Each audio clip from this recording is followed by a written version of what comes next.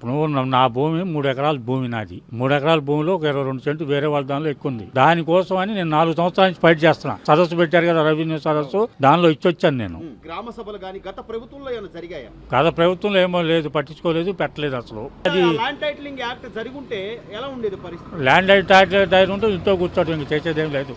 భూములు ఆయన తీసుకునేవాడు, ఆయన ఎక్కడో పెట్టుకునేవాడు, తీసుకెళ్ళి తాకట్టు పెట్టేవాడు, మేము ఏడవటం కూర్చొని. అందుకే జనాలు కూడా అదే ఏమండి, వాళ్ళు ఏదైనా అనేక రకాలుగా చెప్తారండి. ఏం చేశాడు ఆయన, ఏముంది సరైన ఇది లేదు కాబట్టి రోడ్లు సరిలేవు. ఇప్పుడు అన్ని కొద్దిగా ఇసుక ఒకటి, రోడ్లు ఒకటి, ఈయన వచ్చిన తర్వాత కొంచెం పర్వాలేదు. కొద్దిగా లేని వాళ్ళకి కూడా కొద్దిగా ఇల్లు కట్టుకోవడానికి కానివ్వండి, దేనికైనా ఇసుక అది పర్వాలా. అంత ముందు అంత ఇది కాదు. ఏమండి, జనం చేసిన తప్పు చెప్పంటారా? అప్పుడే మళ్ళీ చంద్రబాబు నాయుడు గెలిపించుంటే ఇవాళ ఇవన్నీ ఒక లైన్కి వచ్చాయి. వాళ్ళు మన భవిష్యత్తులు బాగుండాయి.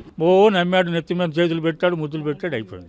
ఏముంది అక్కడ చివరి అన్ని గోతులు అనుభవించాం కదా. అప్పుడు కొద్దిగా జనం మారి మళ్ళీ ఆయన ఓటు ఇచ్చారు.